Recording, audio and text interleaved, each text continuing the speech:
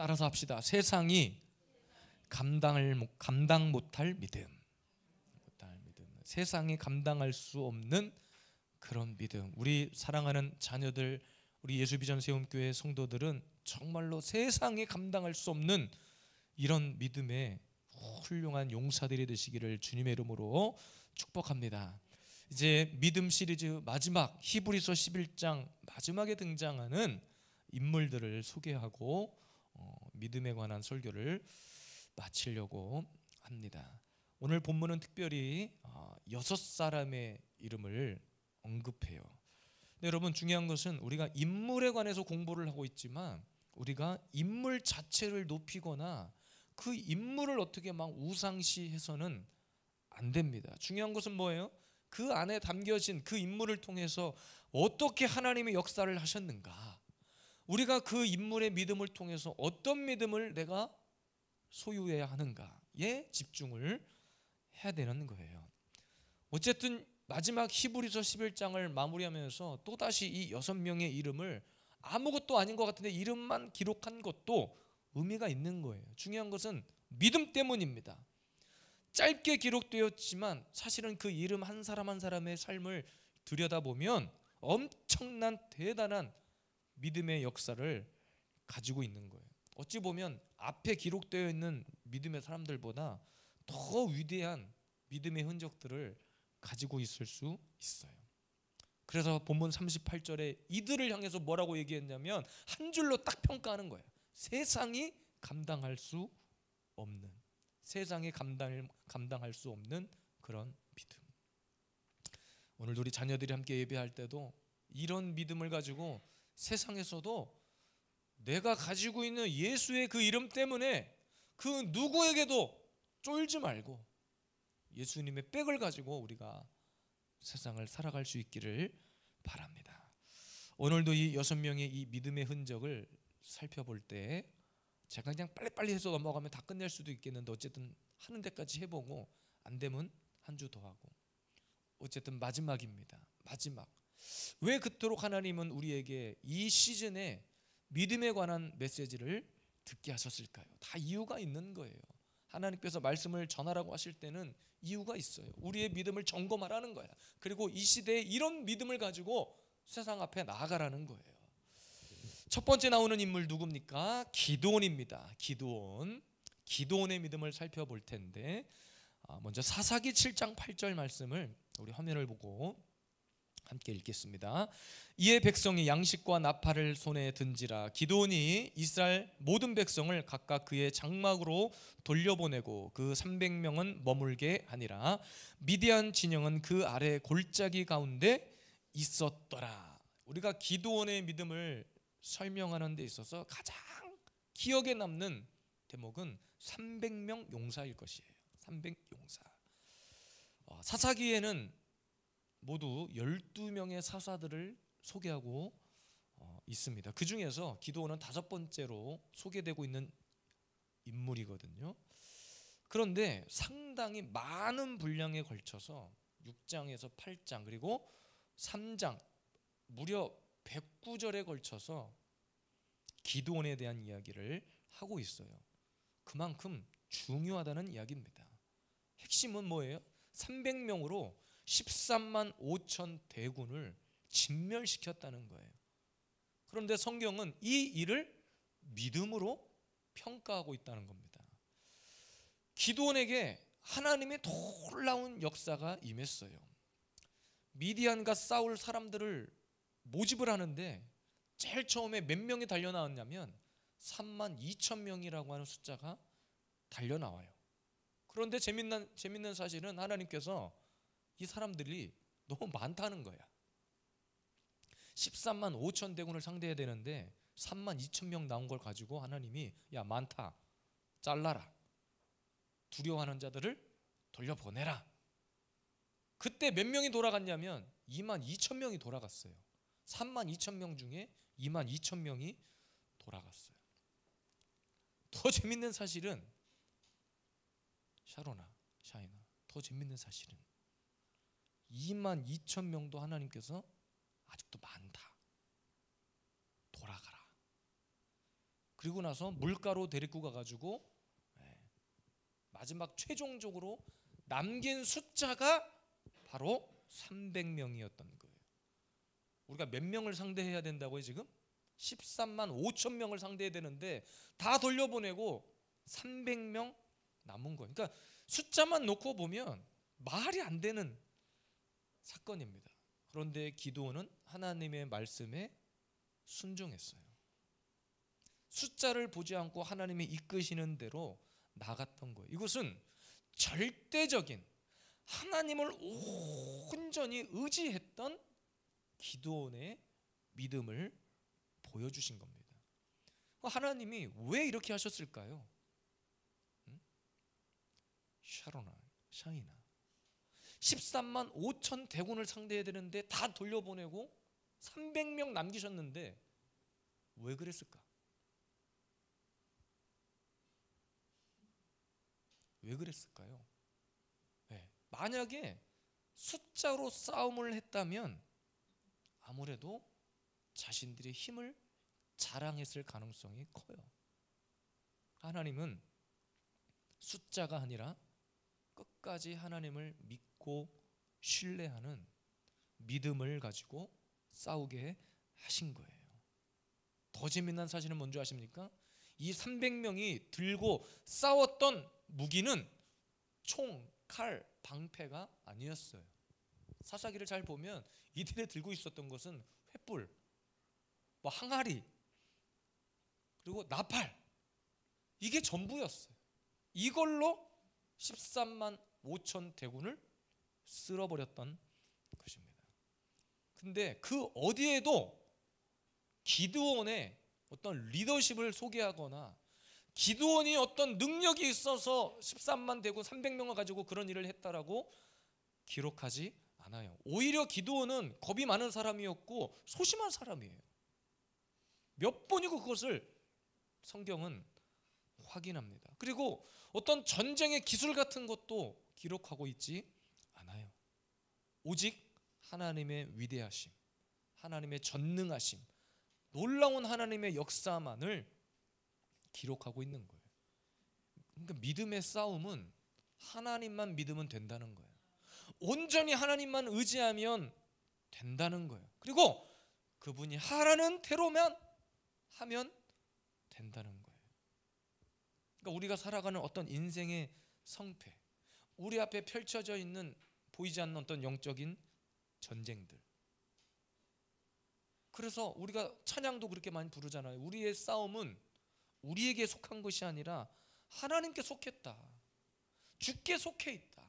그러니까 철저하게 주님만 믿고 주님이 하라는 대로, 말씀이 이끄는 대로, 주님이 가라고 하면 가고, 멈추라 하면 멈추고, 때려 부수라면 때려 부수고, 당장 우리 눈앞에 적군이 쳐들어와 있지만 야 니네 딴 거 할 거 없어, 모여서 기도만 해 하면 기도만 하는 거야.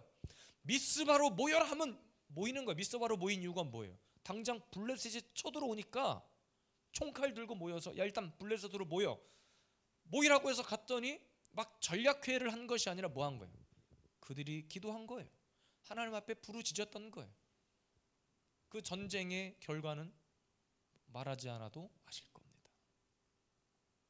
제가 청년 시절에 제가 섬겼던 그 교회 청년부에 오랜 전통이 있었어요. 그게 뭐냐면 미스바 기도회라는 게 있었어요. 미스바 기도회. 매월 마지막 주 금요일이 되면 청년들이 미스바 기도회로 모여요. 그래서 뭘 하냐면 한 달 동안 지켜주신 은혜에 감사, 그리고 앞으로 다음 달 한 달 동안 또 우리의 삶을 지켜주실 것을 기대하고 감사하며 미스바 기도회라고 하는 이름을 가지고 한 달에 한 번씩 모였어. 그래서 미스바 기도회는 철야 기도회예요.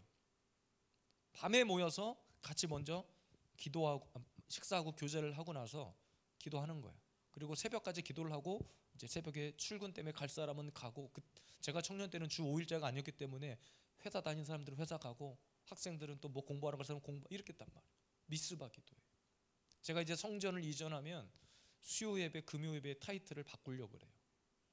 물론 형식은 예배지만 미스바 기도회 성회로 또 수요 예배, 금요 예배를 잘 이렇게 기도하고 있어요. 그건 뭐냐면 뭔가 그 시간을 통해서 우리가 어떤 삶의 전략을 짜는 시간이 아니라 기도의 무릎으로 하나님을 의지함으로, 하나님을 온전히 신뢰함으로 우리 인생의 어떤 삶의 문제들을 돌파해 나가는 시간인 거예요. 기도원의 믿음은 다른 게 아니었어요.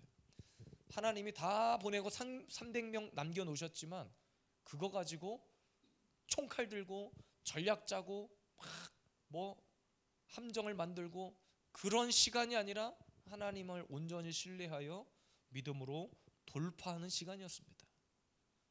오늘날 저와 여러분들이 바로 이런 믿음과 이런 신앙으로 세상을 돌파해 나가야 될 줄로 믿습니다.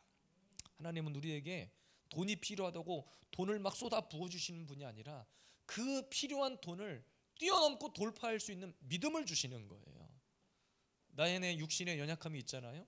그러면 우리는 밑도 끝도 없이 무조건 건강부터 요구해. 하나님 저 살려주세요. 근데 여러분 구체적으로 하나님 앞에 나를 살려주셔야 하는 이유를 물을 수 있어야 돼.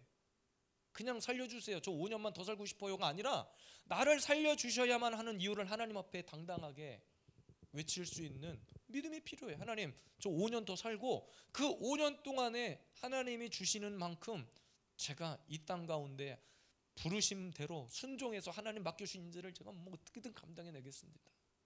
죽기 살기로 한번 내가 남은 5년 동안 그동안 못했던 전도 한번 힘써보겠습니다. 살려주시면 5년 동안 못했던 내가 교회 봉사 열심히 해보겠습니다. 어떤 하나님과 이런 영적인 좋은 의미에서 딜이 필요한 거예요. 근데 밑도 끝도 없이 하나님 더 살고 싶어요. 하나님 저 조금만 더 살다 가면 안 될까요? 그건 안 되는 거예요. 믿음, 기도원의 믿음은 하나님을 온전히 신뢰하고 의지하는 믿음입니다. 두 번째 나온 인물이 누굽니까? 바락이에요. 사사기 4장 8절 말씀을 함께 읽겠습니다. 바락이 그에게 이르되 만일 당신이 나와 함께 가면 내가 가려니와 만일 당신이 나와 함께 가지 아니하면 나도 가지 아니하겠노라 하니.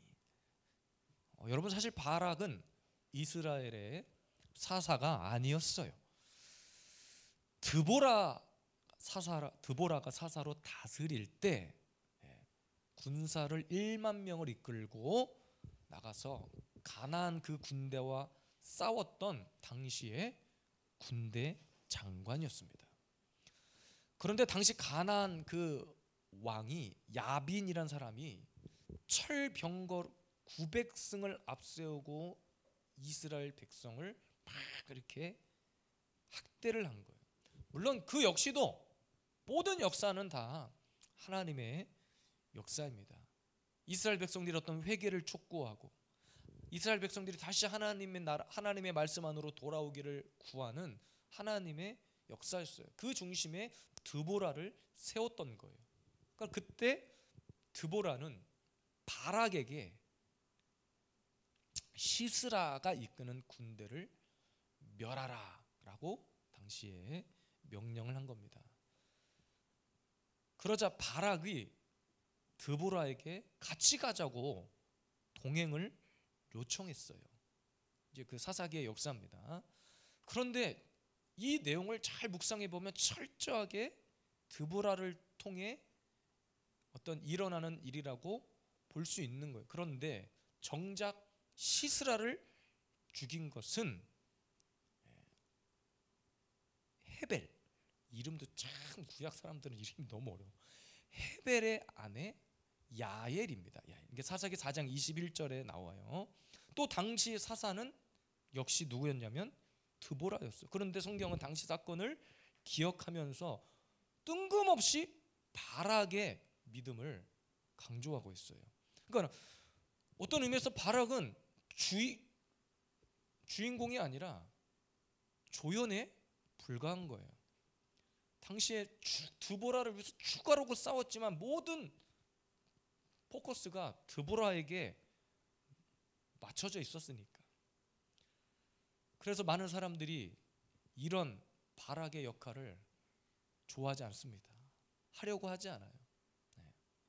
그런데 여러분 바락은 그것에 개의치 않았어요. 자기의 역할이 무엇이냐, 주연이냐 조연이냐에 개의치 않고 오히려 군사를 몇만 명 모으는 것보다 드보라가 말하는 것, 드보라가 행하고자 하는 것, 드보라가 명령하는 것을 더 귀하게 여겼어요.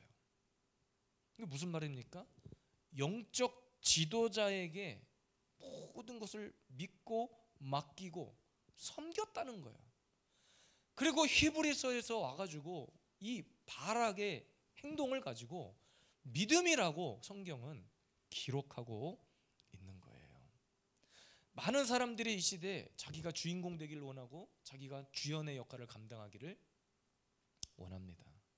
교회 안에서도 우리 교회는 아직 사이즈가 작기 때문에 다 한 사람 한 사람이 제 눈에 들어오고 다 보이지만 교회 규모가 조금만 커지면 어떻게 하면 내가 조금 더 앞장서서 뭐 드러나 볼까? 아침에도 설교한 것처럼 그런 바리새인과 서기관들이 자기 의를 드러내기에 급급하거든요. 그러나 바락은 그 어떤 것도 요구하지 않았어요. 그냥 드보라가 말하는 대로, 드보라가 하라고 하는 대로 나가서 싸운 거예요. 자기 목숨 걸고 싸운 거예요. 모세 시대에도 아말렉과의 전투에서 보면 우리가 모세에게만 집중하려고 하는 그 타이밍에 하나님께서는 훌과 아론을 통해서 모세의 팔을 들게 하는 사건을 보게 하십니다. 왜냐하면 모세의 손이 올라가냐 내려가냐에 따라서 그 전쟁의 성패가 달라졌기 때문이에요. 이것은 하나님 나라의 질서고 원리이기도 합니다. 이거 여러분, 우리 교회 성도들 할 수만 있으면 모세도 모세지만 때로는 훌과 아론이 되실 수 있어야 돼요. 드보라도 드보라지만 때로는 바락과 같은 성도가 되셔야 합니다. 왜? 하나님은 반드시 그 일을 기억하신다는 거예요. 드보라만 주인공이어서 모세만 빛나는 인생이 아니라 모세를 도왔던 사람들까지도 위대한 믿음의 역사의 반열에 세우고 있다는 거예요. 그래서 부족하지만 세우신 질서의 영적 지도자를 섬기는 것도 바락처럼 훌과 아론처럼 저와 여러분들이 감당해야 될 믿음이라는 사실을 기억하십시오. 들어보지도 이름이 생소하잖아요. 발람은 들어봤어도 바락 기억하십니까? 그러나 성경은 그의 이름을 믿음의 역사의 계보로 기억하고 있다는 사실입니다. 자기가 섬기는 그 주의 종의 말씀에 섬기는 거예요. 내 뜻과 맞냐 틀리냐를 계산하지 않고 섬기는 거예요. 그리고 그 전쟁을 위해서 목숨을 걸어버려요. 그리고 하나님은 그의 역사 가운데 그 믿음을 기억하십니다. 우리 교회 화려하지 않지만, 우리 교회 빛나는 교회도 아니고 누구도 주목하지 않는 교회지만 저와 여러분들이 이곳에서 헌신하고 섬기는 이 바락과 같은 모습을 통해서 하나님은 반드시 여러분들을 기억하신다는 사실, 주목할 수 있기를 주님의 이름으로 축복합니다. 세 번째, 삼손입니다. 여기까지만 살펴볼게요. 삼손. 사사기 16장 28절이에요. 시작. 삼손이 여호와께 부르짖어 이르되 주 여호와여 구하옵나니 나를 생각하옵소서. 하나님이여 구하옵나니 이번만 나를 강하게 하사 나의 두 눈을 뺀 블레셋 사람에게 원수를 단번에 갚게 하옵소서 하고. 삼손은 이스라엘 사사 중에 12사사 중에 마지막 사사입니다. 그의 기록이 사사기 13장에서 16장까지 총 4장에 걸쳐서 나옵니다. 기드온보다 한 장이 더 많아요. 절수로는 기드온보다 한 4절 정도가 적습니다. 한 96절 정도를 할애해서 삼손에 대한 기록을 하고 있습니다. 그러나 뭐 절수가 많냐 적으냐로 우리가 따질 것이 아니라 삼손은 당시에 나실인이었어요. 나실인이 뭐냐면 하나님이 구별했다는 거예요. 뭘로? 세상을 변화시킬 사명자로 구별해서 불렀다는 거예요. 그런데 우리가 잘 아는 바대로 삼손이 비틀거리고 흔들리는 사건이 나옵니다. 어찌 보면 인간의 연약한 모습을 보여주는 거예요. 저 역시도 마찬가지예요. 여러분들도 마찬가지예요.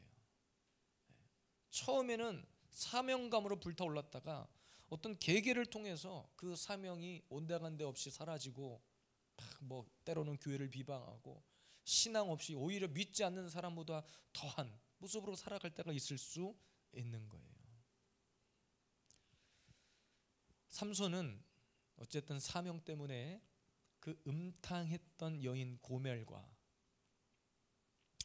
결혼, 또 호세아 선지자와 결코 어떤 그런 수준이 아니었던 겁니다. 우리가 읽진 않았지만 사사기 14장 3절에 보니까 이렇게 기록해요. 그의 부모가 그에게 이르되 내 형제들의 딸들 중이나 내 백성 중에 어찌 여자가 없어서 너가 할례 받지 아니한 블레셋 사람에게 가서 아내를 맞으려 하느냐 하니 삼손이 그의 아버지에게 이르되 내가 그 여자를 좋아하오니 나를 위하여 그 여자를 데려오소서 하니라. 정신이 나갔죠. 지금 어찌 여자가 없어서 너가 할례를 받지 않는 이방 여자와 아내를 맺으려고 하느냐. 또 그 외에도 뭐 이방 여자와 결혼한 것뿐만 아니라 시체를 만지고 하나님이 하지 말라는 거, 포도주에 취해버리고 결국에는 머리까지 잘라버리고 결국에는 그는 두 눈이 뽑혀버리고 정말 처절한 인생을 살았던, 인생 말년이 참 비참했던 인물이 바로 삼손입니다. 그런데 히브리서 11장에 왔더니 그의 삶을 또 믿음으로 평가하는 거예요. 믿음으로. 왜 그렇습니까? 마지막 죽는 순간까지 내가 실수해서 넘어지고 비틀거리기는 했지만 끝까지 내가 하나님의 사람이라는 것을 붙들고 하나님을 끝까지 붙들고 내가 몸부림친 거예요. 내 영혼이 지금 잠깐의 목숨을 구하고자 몸부림친 것이 아니라 마지막에 자기가 어떤 사람인지를 깨닫고 내가 하나님의 사람으로 이 마지막을 다 할 수 있기를, 하나님을 끝까지 붙들고 하나님을 의지해서 지금 이 원수들의 모든 악행들을 내가 끊어버리게 해달라고 하나님을 의지했던 거예요. 우리가 아무리 신앙생활 열심히 잘한다고 하지만 우리를 무너뜨리려고 하는 세상의 그런 유혹들 앞에서 장사가 없는 거예요. 그래서 이름만 대면 알만한 유명한 목사님들도 막 쑥쑥쑥 무너지는 거예요. 돈 때문에, 여자 때문에, 어떤 관계 때문에, 명예욕, 권력욕 때문에 다 무너지는 거예요. 그래도 여러분 한 가지만 기억하십시오. 내가 누구인지, 하나님이 나를 어떻게 나실인으로 이 땅 가운데 구별하여 부르셨는지, 정말로 지금까지 살아오면서 착하게 신앙생활하면서 죽을 고비 넘기고 핍박과 갖은 고난 다 당하면서 내가 어떻게 버텨왔는지를 돌아보십시오. 하나님께서 가장 최후에 우리에게 원하시는 모습은 벌벌벌 떠는 모습이 아니에요. 삼손처럼 오히려 두 손 들고 기도하는 모습일 겁니다. 그것 자체를 통해서 하나님은 마지막 삼손의 인생의 기록을 믿음으로 기록하신 거예요. 힘들고 어려워도 비틀거리는 상황을 만나도 우리 끝까지 예배할 수 있기를 원합니다. 끝까지 기도할 수 있기를 원합니다. 아무리 우리를 위협하는 세상에 악한 것들이 있어도 삼손처럼 끝까지 하나님만 붙들고 마지막에 내가 순교하게 놀아가고 할 때까지, 그 자리에 설 때까지 하나님을 붙들었으면 좋겠어요. 삼손의 마지막 기록은 살아서 죽였던 원수보다 마지막에 그 기둥 붙잡고 술판 버리고 있는 악한 적들을 전멸했던 숫자가 더 많았다는 거예요. 지금은 힘들어요. 갈수록 우리의 믿음과 신앙을 지키는 것이 어려울 겁니다. 갈수록 교회는 쪼그라들 수밖에 없어요. 그래서 어떤 목사님들은 이제 교회 시대는 끝났다라고 말하는 목사님들도 있어요. 눈에 보이는 건물을 말하는 것이 아닙니다. 이런 회중적인 모임을 말하는 것이 아니에요. 교회를 통해서 우리가 누려왔던 그런 영광의 순간이 다시는 못 볼 거라는 예언을 하고 계신 거예요. 맞습니다. 주님이 다시 올 때가 다 됐기 때문에 갈수록 이렇게 믿음 있는 자들이 사라질 거예요. 삼손은 마지막 순간에, 그 전까지는 흔들렸지만 결국 마지막 순간에 하나님을 끝까지 붙들었어요. 그리고 그것을 성경은 믿음으로 기록하고 있습니다. 이번 한 주간 우리가 여러분이 속해 있는 세상 속에서 아마 우리의 믿음을 흔들어대는 악한 역사들이 많을 거예요. 그 순간에서도, 비틀거리는 그 순간에서도 끝까지 우리의 믿음을 붙드시길 바라요. 하나님의 부르심의 그 예배의 자리, 기도의 자리 사모하시기를 바라요.